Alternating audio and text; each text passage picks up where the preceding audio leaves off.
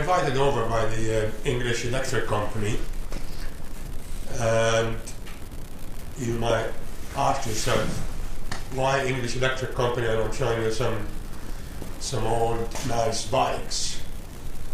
But because these guys have decided to go the opposite end as well and do the zero motorcycles. And Alec is from the English electric company. Hi, Alec. Hello. Talk to us about these zeros.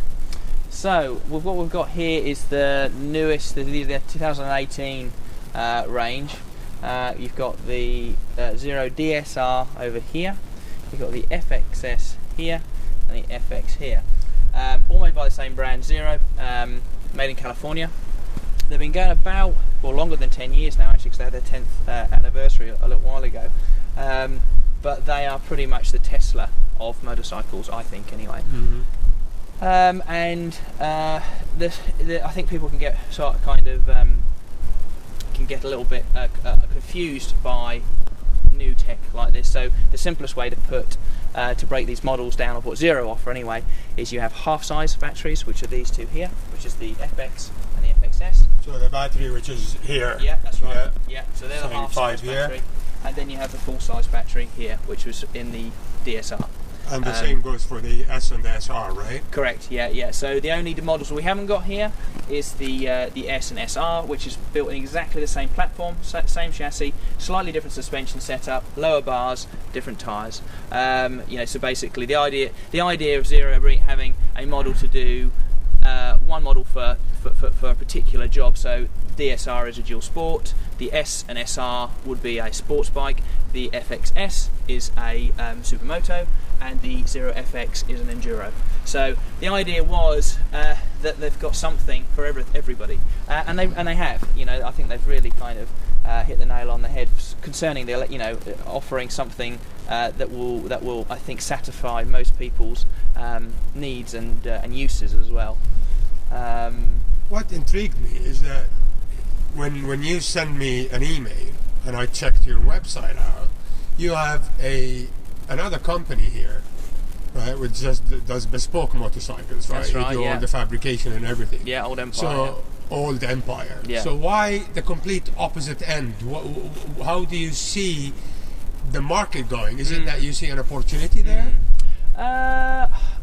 If I'm absolutely honest with you, I had zero interest in the motorcycle side of things. Motorcycle side of things? Electric motorcycle side of things, rather. Zero interest in it. And just because of, I think it's the same thing that everybody stumbles. It's a stumbling block you have to get by, which is no sound, no soul, no character, and the fact is that you've got this preconception, and I think most people have it, that battery technology just is pretty crap. It's just not quite there yet.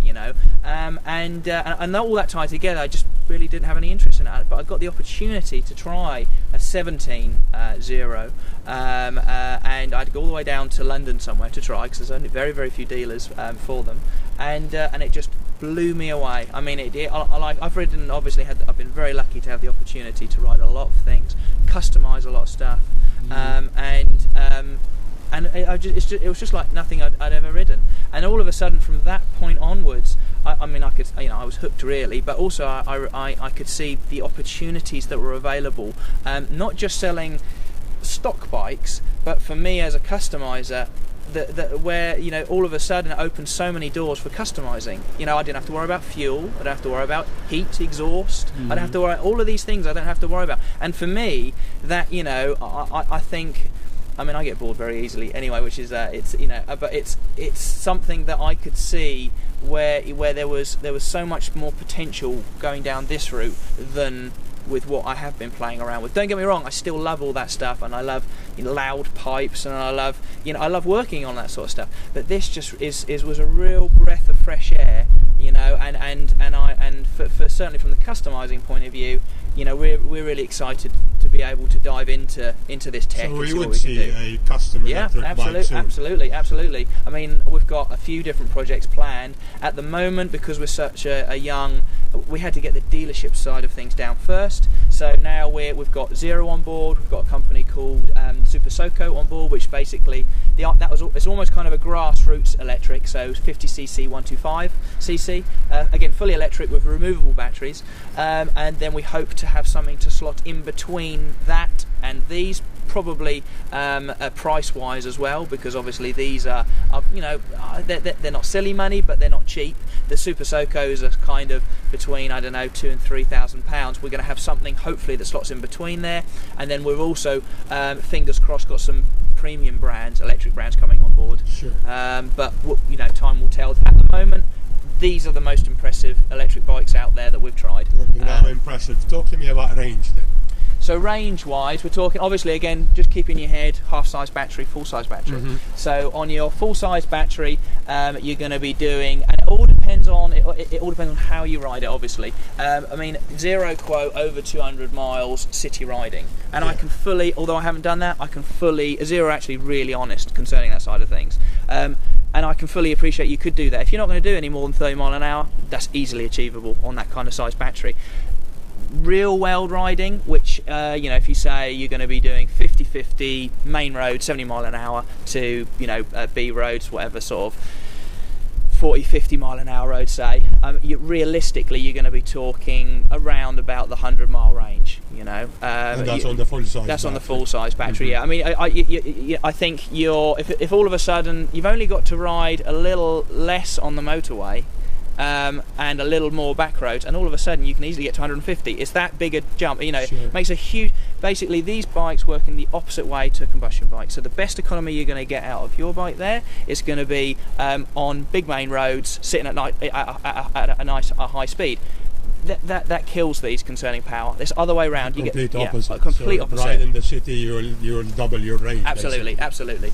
absolutely. But also you've got something to take into consideration as well, which is regen. So all these bikes have regen capability, and that's fully adjustable as well. And what that is that every time you roll off of the throttle, the bike turns the motor into a generator, and that pumps juice back into the battery. So depending on how you ride, so every time you brake or slow down, all of a sudden you're starting to suck some of that energy back and put it back into the battery. So it's almost a change in the way in which you're riding dictates on how much economy how better economy Sure. you're going to get. That is fully adjustable too. And the other benefit to having adjustable regen is not only the economy side of things, but you can make the bike feel and ride a very different way. So all of these bikes you can adjust on your phone, the regen and other things. It's like engine braking then. Exactly. So if you're used to, I don't know, say you hop on the Enduro and you're used to riding two strokes, you don't want any engine braking, so you whack it right down. Okay, you're going to lose the actual regen side of things, but it'll make it feel like you're riding a two-stroke. Yet if you're used to riding a whacking great big single, whack it right up, it'll make it feel like that. So that's a really kind of cool kind of side effect from having that particular capability. So in range-wise, then the FX is about half. The FX is about half. Yeah, 50 so I mean, to 100 miles. Yeah, that's a pretty good. I mean, like I said, I mean, you can these figures change hugely on the way you ride, massively. But for me, like with the DSR, this chassis platform, they now offer a charge tank on them, which gives you the ability to use the car charging facilities, which you see popping about. Yeah. So all of a sudden you can charge that. You can get, I think the rate is about 70 miles per hour's worth of charge. So you stop for half an hour, you can top up another 30 miles. It's that sort of thing. And that's on top of the integrated charger, because these all run standard integrated chargers, which will run off of a normal 240. And how long would that take? About 7 to 8 hours. 7 to full charge. To full charge, yeah. Which is absolutely. If you park it at night, you plug it in, wake up in the morning, go to work, it's fully charged. Yeah, absolutely. So I mean, the idea being is that, I mean, predominantly up to date, most of the people buying these. So what they do is they make sure they can do the commute within their, within the range specified. They obviously can charge up at work as well if they want to, but most people will ride out to wherever they commute to. They ride back, they chuck it on charge in the evenings. Done job, and you're talking in terms of actual cost, you're talking a penny a mile in terms of running costs on that. Sure. So it's and then tied in with that side of things, the cost side of things, maintenance is almost nothing. I mean, I wanted to ask that. is there a maintenance schedule for them? There is one, but I mean, it's I think people need to bear in mind these aren't things you just buy and then that's it. You never maintain them. You've got the basis of this. The rest of this bike is still a motorcycle. You've got wheels and bearings, chain, the bell. But it's more so.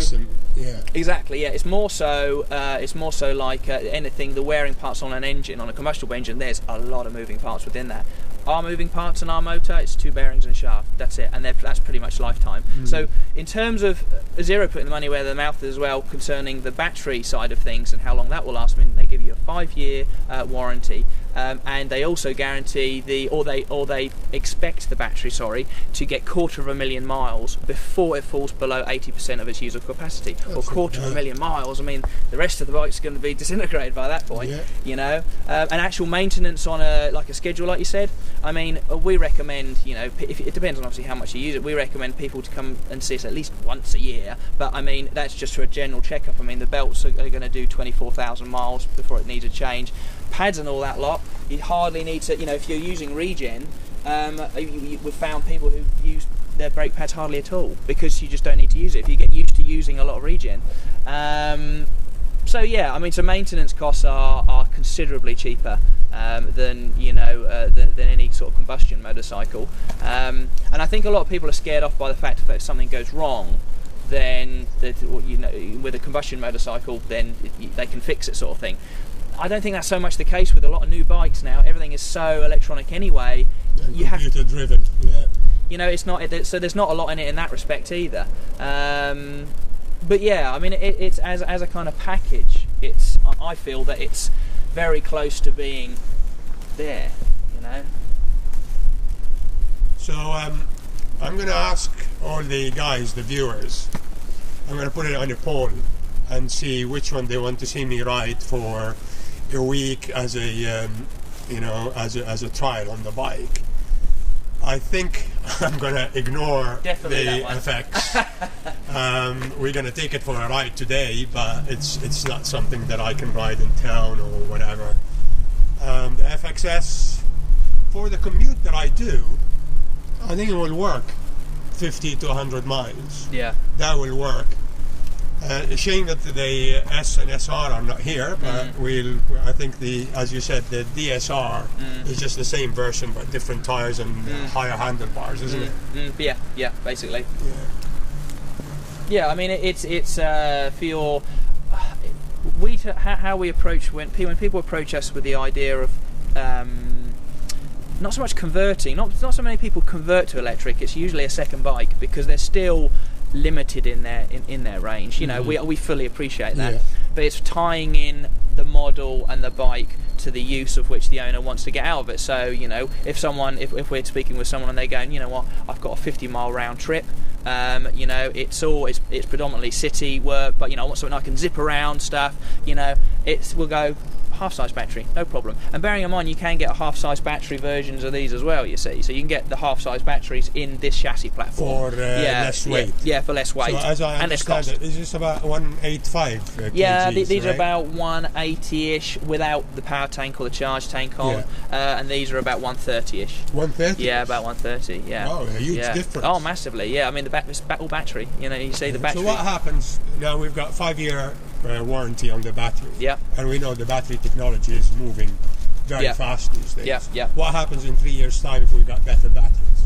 It's the same thing as if you look at, say, the 17 models to the 18 models. I mean, you're getting about they claim to get 10% extra power and range from that battery, all in the same case. So they've gone up from basically from that would have been a 6.5 kilowatt battery, they've gone up to 7.2, and they've gone up from a 13 kilowatt battery to a 14.4.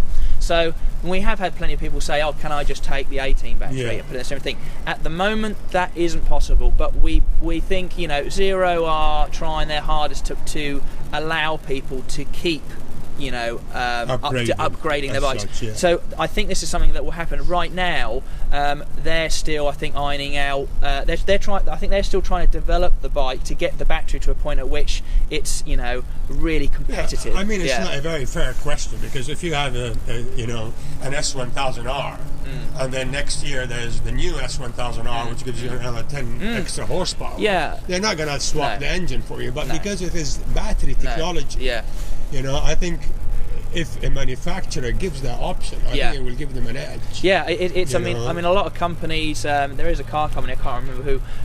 You buy the bike, but you lease the battery.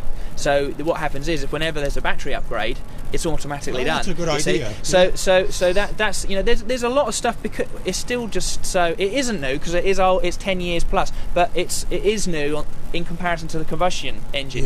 They've had a lot of time to think this all through and earn their money out of it, and now it's time. I think there are a few unknowns there, but I would say that I think that the option to be able to upgrade, and I certainly as a customizer will be looking at almost aside from Zero themselves, maybe looking to offer upgrades like that, because that's how these things go. If the big companies don't do it, smaller guys will find a way around doing it. There are already other companies offering aftermarket chargers and stuff, then which we're in talks with. Chargers that will increase, that will basically. That's got a 6.5 kilowatt charger with the charge tank to use with the car chargers. There's companies out there will offer double that, which you basically add on to the system. But the problem is then there's a bit of a grey area concerning warranty. You see, for the battery, but that's no different from the combustion side of things. So there's a lot that will it will take time to sort of it's all emerging technology, young technology. It is, yeah. Especially for us bikers. Absolutely. It's really difficult for us to move from a combustion engine into an electric engine. Absolutely, yeah. We gotta face the truth. This is where things are heading. But I don't think it's a lot of the people we speak to. We've done a lot of shows. It's always this kind of element of like, I guess this is the way, so it's just going to have to be. That's how it is, in the near future. Yeah, but it's more of a if that's how it is, got to be. What we're trying to excite people about, don't be so despondent about it. That it's you're going to lose your noise and all this lot. This is an incredible bit of kit. You should be over the moon that we're headed this direction, because honest to you'll ride it and you'll see. Honest to God, if we're at this stage now with bikes and you compare them to what we've got combustion wise, it's unreal, and so it's really interesting and I think exciting to see the possibilities of where we're going to be headed, and that's why. And to be honest with you, that's one of the reasons why I got into it, because it is just really exciting to see what's going to be achievable with these bikes. Fantastic. And now I get to ride them. Now you get to ride them. And then I can make my own decision. And then you can buy one. Thank you, Alec. Thank you very much. No worries.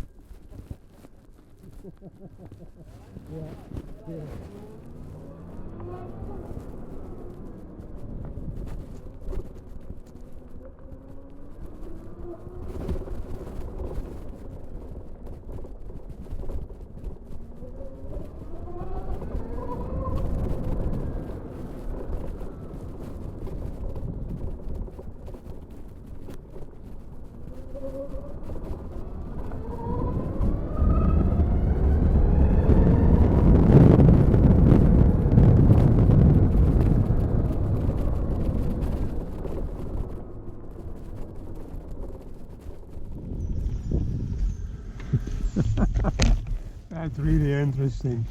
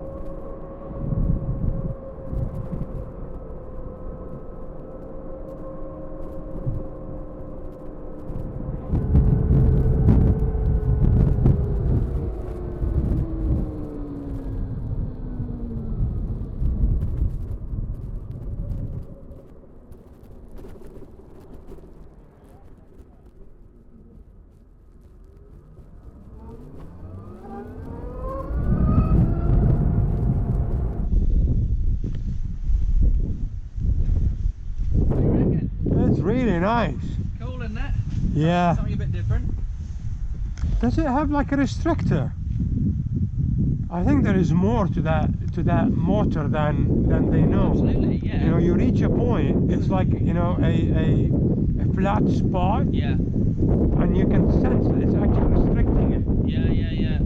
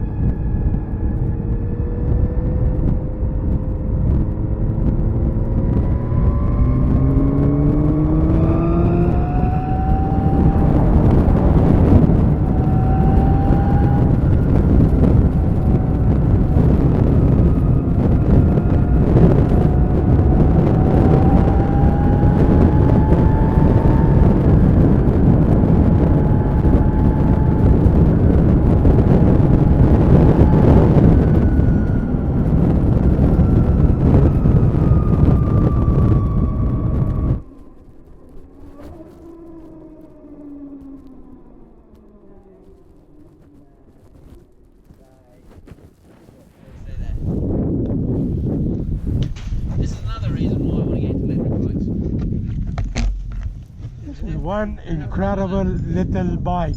You like it? It's incredible. Wicked, isn't it? This is your commuter. Yeah, that's what. This is how much is this one? They start about 8,900. This is the one that you guys gotta push. Well, I think so. Alfie. I mean, yeah, this is fantastic, but this will run circles around this in town. It's so much more agile, isn't it? Yeah. But And is it like half the power? No, that's Alfie. That's about 55 kilowatts. That's about 30 something. Yeah, I wanted to say it doesn't feel like half the power. It's about 45 horsepower. Yeah, so it's up, like what's that? Third less, something like that. I really enjoyed this one. It's a fun bike, isn't it? Yeah, but they should get rid of this. The hump. You need it, you know, you need to move. Yeah, on a supermoto. Yeah. So I found myself, okay, I want to get back, but that hump, they needed more straighter of a seat. Come on, Alfie! There! Yeah. Just throw it in a ditch and Alfie! That'll keep him busy. Alfie! You've started it now. That's it, RJ. That's it. You've got it forever now. I love dogs, man. What are you doing? You're pestering. Yeah! I had to hold him here because he would have chased you for about a mile. Come here, come here. Sit, sit. He's not that close. I see what you will notice. Chain noise. Oh yeah. It's unbelievable the difference of belt to a chain. That's good.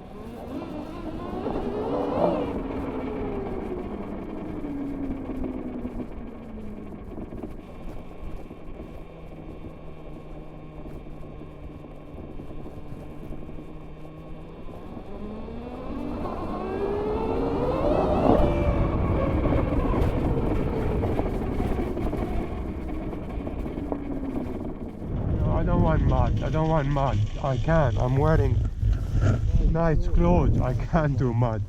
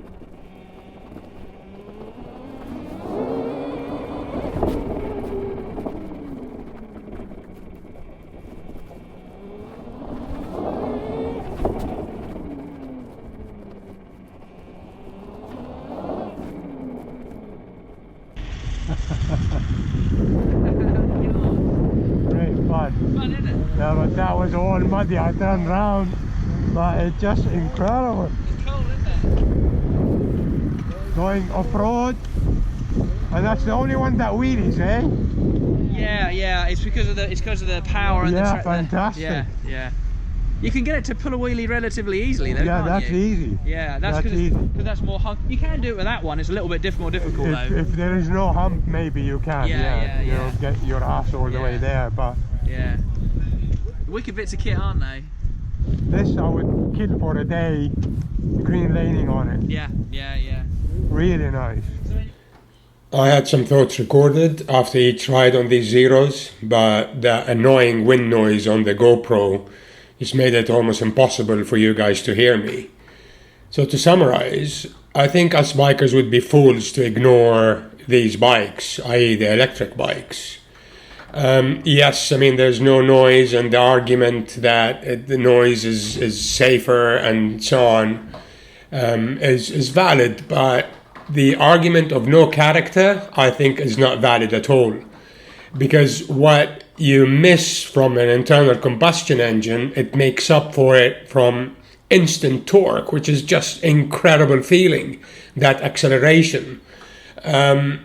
So I reserve the final judgment when I get a long-term test bike. And for that, you guys need to vote which one you would like to see me get as a long-term test bike for about a week, and it is between the DSR and the FXS, because the FX with the knobbly tires is not going to make sense in London and on short rides.